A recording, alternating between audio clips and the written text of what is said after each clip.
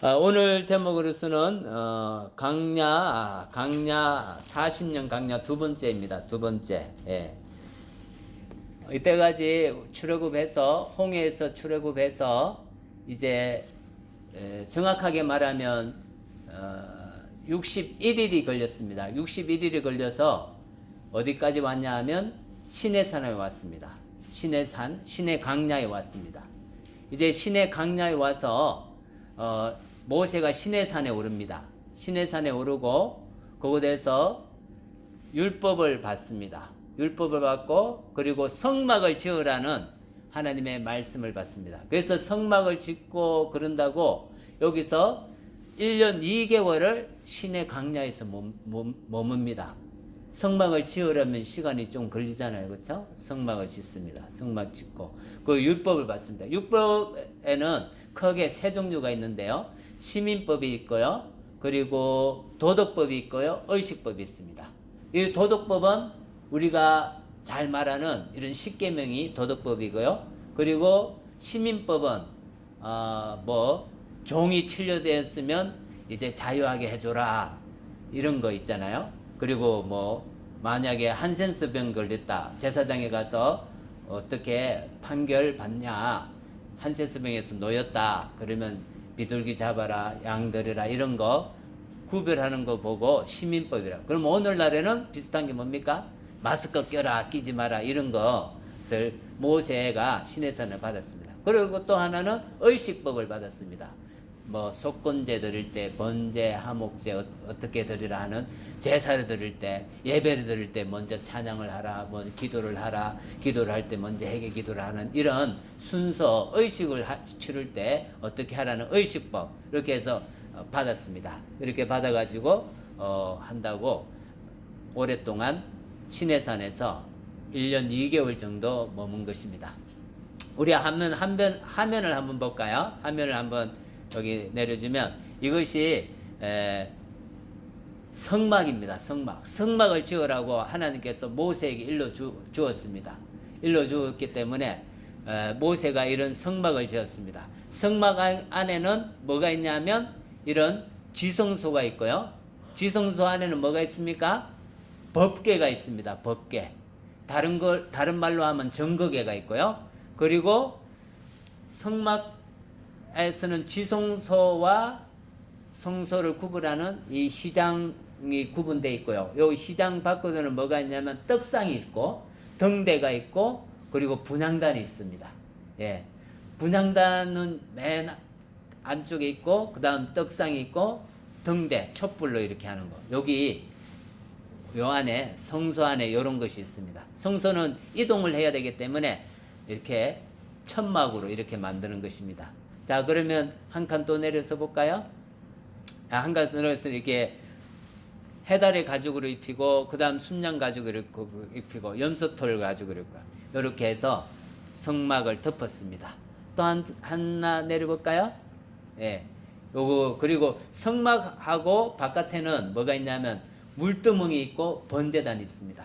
번제단에는 어떻게 하냐면 우리가 와가지고 양을 잡아가지고 우리 안수를 합니다. 내 죄를 용서해 주세요 하고 이렇게 안수하면 내 죄가 짐승한테 갑니다. 그러면 제사장이 그 짐승을 잡아서 각을 막 떠가지고 불 위에 올리면 장작불을 불을 확 태우면 이게 다 하나님 앞에 올라가고 내 죄가 용서된다 그렇게 생각합니다. 그리고 나서 제사장들은 여기 있는 피를 각 여기에 뿔에 발라요. 뿔에 바르고 나서 성소에 들어갑니다. 성소에 들어갈 때는 물두멍에서 이렇게 손과 발을 씻고 이렇게 들어가는 것입니다. 손과 발을 씻고 들어가서 1년에 한 번씩 거룩한 지성소에 가서 그 지성소 법궤 뚜껑을 시온자 아니면 속죄소라고 합니다. 그 속죄소에서 피를 뿌립니다. 피를 뿌리시고 우리의 죄를 용서하는 의식을 또 치릅니다. 1년에 한 번 대제사장이 들어가서. 그래서 이게 우리 법궤 모양도 성막 모양도 짓는다고 이렇게 오랫동안 시내산에서 머물렀던 것입니다. 자, 그럼 우리가 도덕법에 대해서 그 최고 잘 기억하고 있는 것이 십계명입니다. 십계명. 그래서 제가 어제 오래간만에 십계명을 잘 기억이 나는가 싶어서 이렇게 첫 번째, 두 번째 이렇게 막 이렇게 하다 보니까 헷갈려가지고 아홉 번째, 열 번째라고 헷갈리고 말하고 나중에 세 번째 건 기억이 안 나서 나중에 보니까 한참 후에 기억이 나가지고 이렇게 써놨습니다. 우리가 세례를 받을 때 우리가 다 이거 세례를 받을 때 우리가 십계명도 외우고 주기도문도 외우고 사도신경도 외웠죠. 예. 십계명 좀 기억이 납니까? 맨 첫 번째가 무엇이었습니까? 십계명 맨 처음에 너는 나 외에 다른 신을 내 앞에 두지 말라가. 예. 다른 신은 네. 내게 두지 말라요. 그게 이제 첫 번째. 그리고 두 번째는 무엇입니까? 우상을 만들어라, 만들지 말아라. 우상을 만들지 말아라. 세 번째는 하나님의 이름을 망령되이 일컫지 말아라. 그렇죠? 우리가 잘못하면 다른 사람이 하나님의 이름을 욕할 수가 있으니까 우리가 말 행동을 잘하란 말이죠. 하나님의 이름을 망령되이 지키라. 네 번째는 뭡니까? 안식일을 기억하여 거룩히 지켜라. 다섯 번째는 뭡니까? 다섯 번째는 내 부모를 공경하라. 예, 성경에는 네 부모를 공경하지 않으면 사람들 앞에 나가서 이 사람은 아버지 말을 잘 안 듣습니다. 이렇게 말하면 돌로 막 던지게 하고 막 부모를 공경하지 않으면 부모한테 말 대꾸하고 부모한테 말 잘 안 들으면 막 돌 던져서 막 던지라고 저주를 받을지어다. 네 부모를 공경하라. 그렇게 나와 있습니다. 자, 그리고 여섯 번째는 살인하지 말라. 그리고 일곱 번째는 간음하지 말라. 여덟 번째는 도둑질하지 말라. 아홉 번째는 대하여 말라. 열 번째는 이웃의 것을 탐내지 말라. 예, 이렇게 열 번째 거 우리가 다 외워가지고 나중에 우리가 세례를 받지 않았습니까? 오랜만에 외우니까 기억이 잘 안 나죠? 저도 어제 오랜만에 쓰니까 기억이 잘 안 나서 틀렸습니다. 예. 그리고 나서 이제 우리가 물두멍에서는 뭘 했냐면 제사장이 성소에 들어가기 전 번제단에서 제물을 태우고 성소에 들어가기 전에 손과 발을 씻는 곳이 크다란 물두멍입니다. 이렇게 손과 발을 씻는 것. 그래서 짐승을 잡는다고 피 묻은 손이 이렇게 있었지만 이 손을 물두멍에 씻었을 때 우리가 두 가지 은혜를 받았습니다.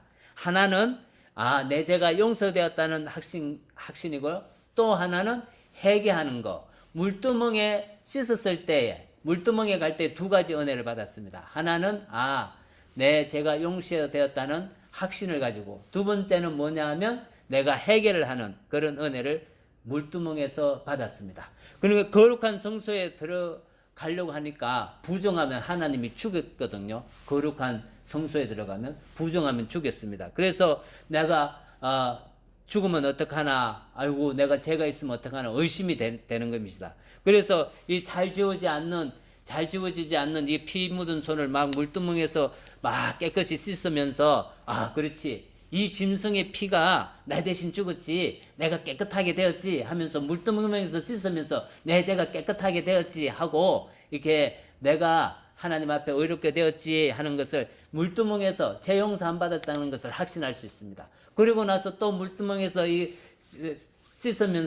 씻으면서 내가 또 하나님 앞에 잘못한 거 있으면 또 회개를 했습니다. 회개하는 거. 나를 정결케 했다는 것을 알고 내가 의심을 했네. 하나님이 나를 정결케 해가지고 담대하게 내가 이 성소에 들어갈 수 있는데 내가 믿지 않고 의심을 했네. 하나님 죄송합니다. 예수님의 보혈의 피로 나를 깨끗게 했는데 내가 의심했습니다. 용서하여 주십시오 하고 나를 깨끗한 것을 회개를 했습니다. 물두멍에서 두 가지를 했습니다. 회개하는 일을 하나 하고 내가 죄를 용서받았다는 일을 두 가지 했습니다. 그래서 물두멍은 성경에 쓰여진 하나님의 말씀을 의미하지 않겠습니까? 물두멍에서 죄 용서에 대한 확신을 가졌고요. 때로는 믿음이 연약해질 때 죄 용서에 대한 의심하는 것을 대해서 해결을 했듯이 성경 말씀을 읽으면 예수님이 내 죄를 용서하신 것을 확신하게 되고요. 그리고 성경 말씀을 읽으면서 내가 예수님의 피 공로를 의심한 것을 깨닫고 회개하게 되는 것이에요. 그래서 이 물두멍은 뭐냐면 오늘 우리가 성경 말씀을 가까이 하면 물두멍을 가까이 하게 돼요. 예. 성경 말씀을 읽으면서 아, 예수님이 내 죄를 용서했구나. 그리고 내가 내 죄 용서받은 것을 믿지 않냐고 의심했구나 하고 성경 말씀을 가까이 하면 물두멍에서 씻는 일을 하고 똑같이 하게 되는 거예요. 그래서 우리 참정교 성도님들은 성경 말씀을 가까이 하는 은혜가 있기를 바랍니다. 이스라엘 민족은 시내산에서 1년 2개월을 머물면서 성막을 만들었습니다. 그리고 그곳에서 율법을 받았습니다. 하나님이 가라고 하는 가나안 땅을 향해 출발하기 전에 이제 이스라엘 남자 20세 이상이 전쟁에 나가서 싸울 수 있기 때문에 20세 이상의 남자 숫자가 몇 명인지 출발하기 전에 인구수를 계수해 보았습니다. 민수기 1장 1절에서 2절입니다. 예. 자, 한번 읽어볼까요? 시작. 이스라엘 자손이 애굽 땅에서 나온 후 둘째 해 둘째 달 첫째 날에 여호와께서 시내 강야 해막에서 모세에게 말씀하여 이르시되 너희는 이스라엘 자손의 모든 해 중 각 남자의 수를 그들의 종족과 조상의 가문에 따라 그 명소대로 계수할지니. 예, 이렇게 하여 인구 숫자를 집합을요 12지파가 있는데 계산해 보았습니다. 한번 넘겨볼래요? 예.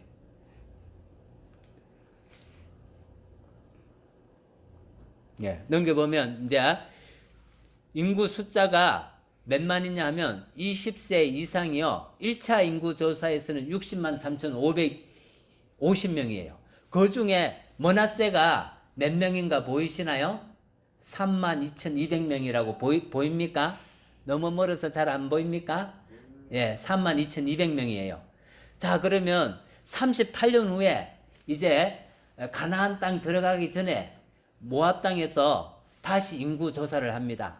인구 조사를 하는데 그때 2차 인구 조사에서 머나세가 몇 명이냐 하면요 52,700명이 돼요. 그래서 최고 많이 25,500명이나 불어나요.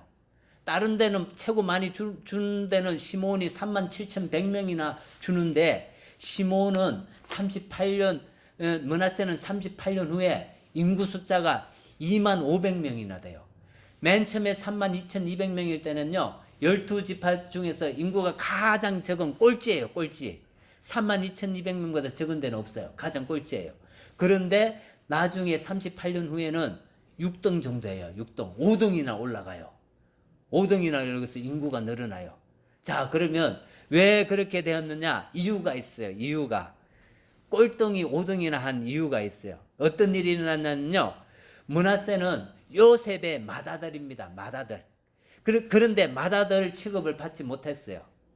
동생 에브라임을 맏아들 취급을 했습니다. 이렇게 되면 어떻습니까? 므낫세가 아유 의욕이 없는 거 아닙니까? 아, 재산 2배는 동생한테 다 가고 뭐 나한테는 오는 것도 없고 뭐 아버지는 날 인정해주도 않고 뭐 이렇게 의욕이 없고 그랬을 것입니다. 그래서 그런 영향으로 매사에 소극적이고 비판적으로 살아갔습니다. 그런 영향으로 므낫세가 이렇게 소극적으로 살다 보니까 12지파에서 꼴찌인 것입니다. 꼴찌. 만날 소극적으로 사니까. 그렇다면 므낫세가 나중에 이렇게 회복되어 인구조사 다시 하니까요. 인구가 205만 명이나 2만 500명이나 늘어가지고요. 나중에 6등하고 그런 우리 므낫세가 되었습니다. 회복이 된 것이에요. 어떤 사건이 있었길래 이 므낫세가 회복이 됐냐면요. 므낫세 지파 중에 슬로보앗이라는 사람이 있었는데 이 사람은 아들 한 사람도 못 낳고 딸들만 주르르 낳았어요. 딸들만. 그래서 이 딸들이 서로 다른 지파로 시집을 가면 므낫세 지파가 안 그래도 인구가 적은데 어떻게 됐습니까? 더 인구가 줄고 그러니까 그 기업도 가면 그 여자가 기업으로 가면 그 기업도 다른 기업으로 다 옮겨지는 거예요. 그러니까 이 딸들이 인구수도 이렇게 유지하고 우리 기업도 지키려고 하기 위해서 슬로바스의 딸들이 다른 지파로 결혼해서 가기보다는 자기 지파의 남자들과 결혼해서 기업을 유지하기로 했던 것입니다. 그래서 므낫세 지파는 슬로보아스의 딸들처럼 자기의 기업을 지키기 위해서요, 므낫세 지파 내에서 므낫세 지파 내에서의 남자들과만 결혼했어요. 다른 지파하고 결혼하지 않고 그 지파에서 결혼했어요. 그러다 보니까 이들이 남자를 선택할 수 있는 폭이 많이 좁아졌어요. 그렇죠? 다른 데는 멋있는 남자가 와도 결혼하자고 해도 안 돼. 나는 우리 지파에서만 결혼할 거야. 이렇게 해서 자기 므낫세 지파의 기업을 지키고 인구를 늘려나게 했던 것입니다. 그래서 우리 오늘날 믿음의 자매들이 믿는 형제들과 결혼하려고 얼마나 희생을 많이 합니까? 믿는 형제들이 요새 또 얼마나 적습니까? 그렇죠?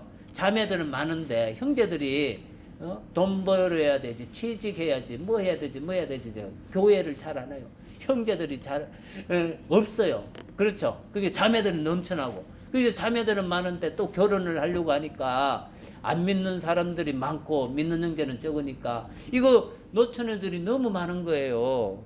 그래도 자매들이 좋은 헌처, 이렇게 좋은 헌처 안 믿는 사람들이 와서 막 좋게 해서 이렇게 하려고 해도 이런 좋은 헌처를 사양하고 잘생기고 멋있는 형제들을 사용해서 믿음의 형제들과 결혼하는 이런 희생을 통해 가지고 하나님의 나라가 더욱더 확장되어지고 있었던 것입니다. 우리 한국교회에 많은 자매들이 그런 헌신들을 했고요. 우리 한국교회 많은 사모님들이 헌신을 한 거 아니겠습니까? 우리 사모님들이 대학교 좋은 데 나왔죠.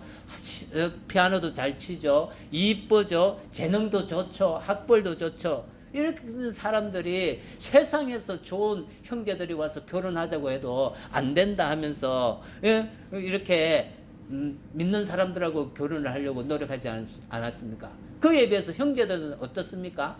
우리 신학생들은 어떻습니까? 뭐 가난하지, 찌질하지, 뭐 멋도 없지, 말도 잘 못하지. 그러니까 사회성도 부족하지. 누가 이 형제하고 이 자매가 결혼해 주려고 하겠습니까? 세상 여자들은 뭐 쳐다보지도 않죠. 그런데 이런 믿음의 자매들이 슬로보아스의 딸도 같은 사람들이 예수님 믿는 믿음의 가문을 일으키기 위해서 좋은 혼처를 마다하고 이런 찌질이들을 만나서 결혼한 거 아니겠습니까? 그렇죠? 예, 저도 제 아내가 저를 구제해 주지 않았다면 제가 어떻게 결혼할 수 있겠습니까? 그래서 우리 아내가 갈 때도 많은데 저하고 결혼해줘서 제가 이렇게 하고 결혼해서 아들을 낳고 이렇게 한 것 아닙니까? 그러니까 이 자매들의 헌신으로 한국교회가 유지되었던 것입니다. 자매들의 헌신으로. 그렇지 않습니까? 예. 메시아가 전 세계 많은 유다 중 아무에게나 오면 좋은데 그렇게 하지 않았습니다. 유다 지파 내에서 결혼하지 않은 처녀에게 오기로 약속을 했습니다. 그래서 천사가 나타나서 유다 지파 마리아가 결혼도 안 했는데 아기를 잉태하겠느냐 물으니까 이 마리아가 아이고 처녀가 아기 보면 어떡하냐 큰일 난다고 그런 것이 아니라 아이고 나 같은 일에 천한 사람에게 메시아가 태어나면 얼마나 좋습니까? 저는 천한 계집애원이 주의 뜻대로 하여 주시옵소서 해서 메시아가 이 마리아를 통해 와서 우리 예수 믿는 사람이 이렇게 많아진 게 아닙니까? 마리아의 헌신이 있어서 우리가 이게 예수님 믿은 것이 아닙니까? 슬로보아스의 딸들의 희생으로 므낫세 지파가 번성하게 되었습니다. 마리아의 희생으로 예수님을 믿는 사람의 수가 번성하게 되었습니다. 이제 누구 차례입니까? 이제 내 차례. 내가 우리 아내에게 구제를 받아서 결혼했습니다. 그러니까 이제 내 차례. 이제 내가 희생해야 되지 않겠습니까? 예수님 때문에 내가 이제 구원받았으니까 이제 내가 하나님 앞에 헌신하여서 내가 직장에서 학교에서 예수님 믿는 사람 늘어날 수 있도록 내가 이제 가족과 친족들 앞에서 내가 희생하고 헌신해서 예수님의 믿는 사람의 수가 늘어나는 그런 희생할 때가 이제 내 차례가 된 것입니다. 그런 희생에 있어서 많은 사람을 주께로 인도해내는 우리 참정교회 성도님들이 되기를 바랍니다. 이스라엘이 1차 인구조사를 끝내니까 하나님의 말씀에는 가나안을 향해 이동하는 명령이 떨어졌습니다. 시내산에서 온 지 1년 2개월 만에 처음으로 이제 드디어 움직이는 것입니다. 민수기 10장 11절 12절입니다. 민수기 10장 11절 12절. 한번 넘겨볼래요? 민수기 10장 11절 12절. 요거는 안 넘어가나요? 예, 민수기 10장 11절 12절 읽어보겠습니다. 시작. 둘째 하에 둘째 달 서무날에 정거의 성막에서 떠오르매 이스라엘 자손이 출발하여 자기 길을 가더니 바란 강야에 구름이 머무니라. 예, 이들이 38년 동안 움직인 강야의 경로가 이러합니다. 한번 또 지도 한번 내려볼래요? 예, 이들이요, 이스라엘에서 있다가 홍해를 건넜습니다. 홍해를 건너서 마라, 엘림, 이렇게 신강야, 르비딤에서 이제 시내산까지 온 겁니다. 그러니까 이 시내산까지 온 때는 61일을 걸려서 온 거예요. 이 시내산에서 1년 2개월 머물렀어요. 왜 머물렀나요? 율법도 받고 성막을 지으라고 1년 2개월 머물렀어요. 1년 2개월 머물다가 이제 드디어 하나님께서 가라고, 인구 조사를 끝내고 나서 하나님께서 가라고, 가나안 땅으로 가라고 이제 가는 거예요. 그래서 가나안 땅으로 가기 위해서 가데스 바네아 보입니까? 가데스 바네아가 보입니까? 보여요? 네. 예, 가데스 바네아까지 11일 만에 여기까지 온 거예요. 가데스 바네아에서 10일 만에 와가지고 정탐꾼을 몇 명 뽑았냐 하면 12명을 뽑았어요.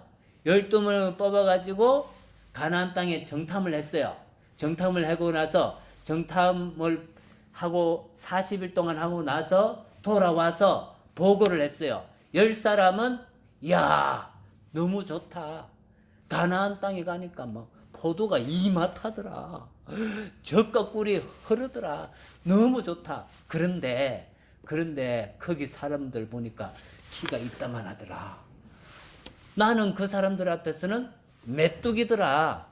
그들하고 싸우면 우리들은 진다. 우리는 이제 그거 점령하지 못한다 하고 10명이 말했고, 두 사람은 누구? 여호수아하고 갈렙은 아니다. 그들이 키가 크고 장대할지라도 하나님이 가나안 땅 준다고 했다. 하나님이 준다고 했으니까 우리가 가서 점령하면 우리가 이긴다. 그들은 우리의 밥이다. 가서 취하자 했어요. 자, 그러면 사람들이 10사람의 말을 들었을까요? 2사람의 말을 들었을까요?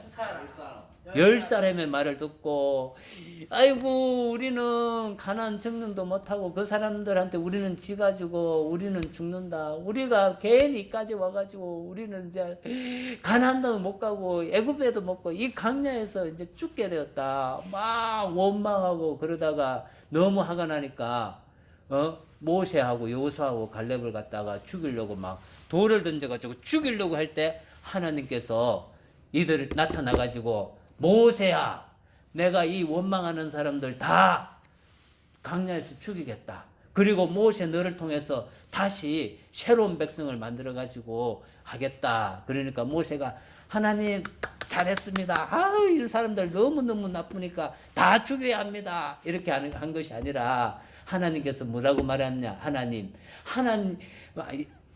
모세가 하나님께 말하기를, 하나님, 아이고 하나님이 출애굽 해가지고 이까지 오게 해가지고 힘과 능력이 없어가지고 이들을 갖다가 가나안 땅으로 인도할 힘도 없고 능력도 없는 신이라서 이들이 강야에서 다 죽었습니다 하고 외부 사람들이 다 그렇게 말하면 하나님의 이름이 어떻게 됩니까? 하나님 체면이 말이 되지 않으니까 제발 우리를 살려주셔가지고 우리를 가나안 땅으로 가게 해주세요 하고 모세가 간절하게 중보기도를 했습니다. 그래서 그 중보기도를 하니까 하나님께서 모세의 기도를 들으셔서 이 사람들을 다 멸하려고 했는데, 원망하는 사람을 다 멸하려고 했는데 모세의 기도 때문에 살려주었던 것입니다. 대신 어떻게 했나요?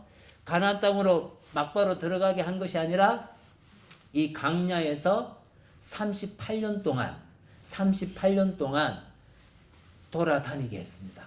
헤매고 다니다가 나중에 이렇게 요단강 건너서 가나안 땅으로 갈 수 있도록 했던 것입니다. 그래서 38년 동안 일어난 일 중에 38년 동안 일어난 중에 많은 큰 일을 제가 세어보니까 11가지나 있었어요. 11가지 일을 38년 동안 있었는데 그 중에서 제가 3가지만 말하려고요. 11가지 일 다 말하면 너무 기니까 3가지만 일 마치려고요. 자, 지성소에는 뭐가 있습니까? 법궤가 있죠. 법궤에는 3가지가 있어요. 네, 만나가 있고 아론의 쌍난 지팡이가 있고 또 십계명. 예, 돌판, 십계명 돌판이 있어요. 자, 법궤 안에는 3가지가 있어요. 뭐가 있냐면 만나가 있어요. 만나가 뭔가 알죠? 먹는 거. 그리고 또 아론의 쌍난 지팡이. 그리고 십계명 돌판이 있어요. 자, 그러면 요 3가지 사건에 대해서 이야기하고 제가 마치려고요. 먼저 십계명 돌판. 십계명 돌판을 시내산에서 모세가 받았어요. 모세가 받아가지고 딱 내려오니까 아이고 우리 모세가 죽었나 보다. 모세가 왜 이렇게 늦게 내려오냐. 우리를 인도의 신을 만들어내라면서 이들이 금송아지를 만들고 금송아지를 섬기고 있는 거예요. 근데 모세가 이 십계명을 가지고 내려가면 이 십계명의 말씀대로 우상을 섬긴 사람 다 죽기 때문에 이들을 살리려고 돌판을 던져가지고 부서진 거예요. 부서져가지고 이들을 살렸어요. 대신 어떤 일이었냐면 레위인이 금송아지를 섬긴 사람들을 도륙했는데 3,000명이나 도륙하게 됐어요. 그래서 이 돌판이 십계명에 쓰인 돌판이 법궤 안에 들어갔어요. 금송아지를 섬긴 그것을 살리려고 돌판이 깨진 거죠. 자, 그 다음 또 2번째는 아론의 쌍난 지팡이가 들어갔어요. 아론의 쌍난 지팡이는 어떻게 이 해중이 대단한 해중이고 우리들도 하나님의 영이 같이 하는데 너희들이 스스로 높여와서 모세 아론이 너희들이 스스로 높여서 우리의 지도자가 되려고 하느냐 하면서 이 사람들이 모세하고 아론에게 대적이 되었어요. 그래서 대적이 되니까 하나님께서 이 대적한 사람들을 갖다가 땅을 갈라뜨려 가지고 이 사람들을 집과 이 사람의 소유를 다 갈라뜨려 가지고 죽이게 했어요. 그리고 나서 하시는 말씀이 너희들 각 지파별로 나무 지팡이를 하나씩 들고 오라. 그러니까 각 지파별로 나무 지팡이를 들고 와. 거기다가 너가 이름 대표자 이름 써라. 그러니까 대표자 이름 썼어요. 레위 지파는 아론이라고 썼어요. 자, 그리고 그 다음 날 여기서 싹이 난 곳이 너희들이 지도자다 그랬어요. 그 이튿날 가니까 누구한테 싹이 났는가 알아요? 예, 우미 나고 싹이 나고 꽃이 피고 열매가 맺었어요. 아론이 지팡이에요. 그래서 사람들이 이것을 보고 야 우리 지도자다 하게 생각하게 됐어요. 그래서 내가 말씀을 하나 읽어 드릴게요. 이 말씀이 여호와께서 또 모세에게 이르시되 아론의 지팡이는 정극의 앞으로 도로 가져다가 거기 간직하여 반역한 자에 대한 표징이 되게 하여 그들로 내게 대한 원망을 그치고 죽게 않게 할지니라. 그래서 이 아론의 지팡이가요 정극의 앞에 2개 했어요. 정극의 앞에 2개. 그리고 마지막에는 만나예요. 만나. 이 만나가 법궤 안에 있어요. 이 만나가 뭐냐면요, 아침마다 내려와 가지고 이들이 거두어서 먹었던 거예요. 자, 그런데 이들이 이 만나를 보고 아유 만날 똑같은 만나 맛이 없다. 우리는 더 맛있는 거 먹고 싶다고 해서 똑같이 또 원망하고 불평하는 거예요. 그래서 하나님께서 메추라기를 주시면서 이들에게 다른 먹을 것도 또 주셨어요. 그래서 이들이 강야에서 하나님 앞에 원망하고 불평하고 짜증내고 그랬어요. 그래서 만나 사건 때문에 많이 맞아서 죽었고요.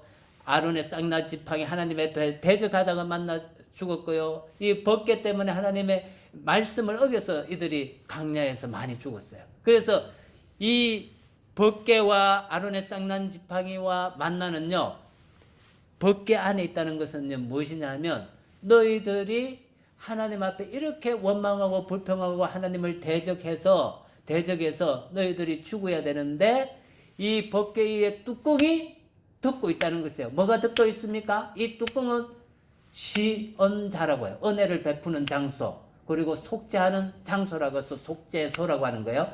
이 법궤 뚜껑이 너희를 덮고 있고, 이 법궤 뚜껑에 1년에 한 번 대제사장이 들어가서 뭘 뿌렸냐면 피를 뿌렸어요. 피를 뿌려가지고, 너희들이 죽어야 되는데, 너희들이 하나님 앞에 만나 사건 때문에 죽어야 되고, 너희들이 하나님 앞에 십계명 사건 때문에 죽어야 되고, 너희들이 하나님 앞에 대적해서 아론의 쌍난 지팡이처럼 너희들이 대적해서 죽어야 되는데, 하나님 아들 예수 그리스도가 대신하여 피를 흘려 죽었었다는 것을 보여주시는 거예요. 그래서 이들이 법궤를 볼 때마다, 아이고 우리가 하나님 앞에 원망하여서 내가 죽어야 되는데 예수 그리스도께서 대신하여 죽었다 하고 만날 이렇게 기억하게 만들려고 그 법궤 안에 3가지를 넣었던 것입니다. 너 때문에 힘들다, 너 때문에 내가 죽었다, 이렇게 우리가 늘 원망과 불평을 늘 말을 해요. 나는 하나님 앞에 얼마나 건강이 좋지 않습니다. 내가 부모를 잘못 만났습니다. 내가 자식을 잘못 만났다. 내가 남편을 잘못 만났다. 내 인생이 너무 허무하고 그래서 내가 하고 싶은 일이었다. 돈이 없다. 대적들이 나보다 더 강하다. 그래 나는 머리가 나쁘고 건강도 약하다. 이런 불평을 늘 우리가 이스라엘 사람들이 38년 동안 3년 3개월 동안 늘 불평을 했듯이, 우리들도 지금 아이고 자식을 잘못 만났다, 남편을 잘못 만났다, 내가 머리가 나쁘다, 늘 이렇게 불평을 달고 우리가 살고 있지 않습니까? 그런 이런 불평과 원망을 이제 그만하라는 거예요. 그만하고 이제 감사의 말을 해보자는 거. 감사의 말. 여호수아 갈렙 2사람은 가나안 땅에서 그 사람들 우리들보다 크고 용맹하고 싸움을 잘하지만 우리가 그들을 이길 수 있다. 하나님이 우리에게 저들을 밥으로 줬다. 젖과 꿀이는 흐르는 땅, 저 땅을 하나님 내게 주십시오. 그날에 주께서 말씀하신 대로 이 산지를 내게 주십시오. 내 현실이 좋지 않다, 힘들다고 그런 말 하지 않았습니다.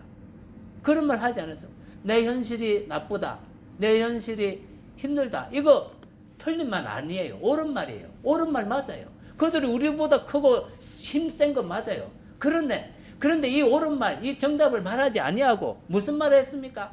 하나님이 하라고 하는 말, 하나님이 지시한 말을 하는 것이 정답인 거예요. 하나님은 뭐라고 했습니까? 하나님이 원하는 말은 뭡니까? 하나님이 약속한 말이 뭡니까? 그 땅을 가서 취하라는 것이 하나님의 말씀, 이 땅을 나한테 너에게 줬다는 것이 하나님의 말인데, 이 말은 생략하고 현실적인 옳은 말만 하면 안 된다는 것입니다. 너 때문에 힘들다, 옳은 말이죠. 그런데 이 옳은 말 하지 말고요, 너 때문에 하나님을 하실 일이 기대가 된다. 이제부터 우리가 새로운 언어를 해보잖아. 하나님이 하라고 하는 새로운 언어를, 예수님을 믿는 사람은 새로운 언어를, 새로운 방언을 한다고 했으니까 우리가 옛날에 과거의 말을 버리고 새로운 말을 해야 되지 않겠습니까?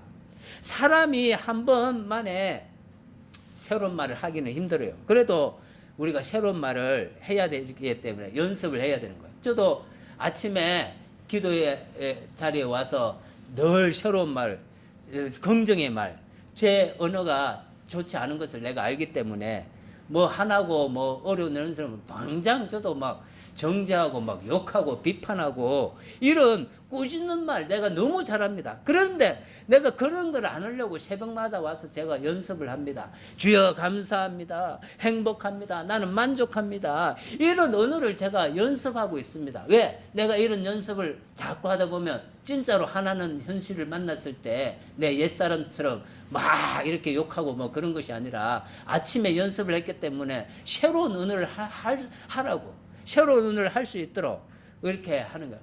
우리 하나님께서 내가 너희 귀에 들린 대로 너희들에게 행해 주겠다 했습니다. 우리가 늘 불평의 말, 원망의 말을 하면 하나님께서 그 들린 대로 아이고 죽겠다 아이고 죽겠다 하면 그래 내가 너 들린 대로 너 죽어주마 이렇게 되는 거예요. 그러니까 하나님께 들리는 말이 어떻게 해서 아이고 저는 행복합니다, 저는 만족합니다, 저는 괜찮습니다, 나는 살겠습니다, 나는 괜찮습니다 이런 말을 해야 될 텐데 이런 말을 했던데 늘 원망의 말, 불평의 말, 누구 탓하는 말 이렇게 하면 안 된다는 것이죠. 그래서 우리가 언어를 연습해야 됩니다. 한번 우리 언어를 연습해 봅시다. 따라합시다. 주여 나는 살겠습니다.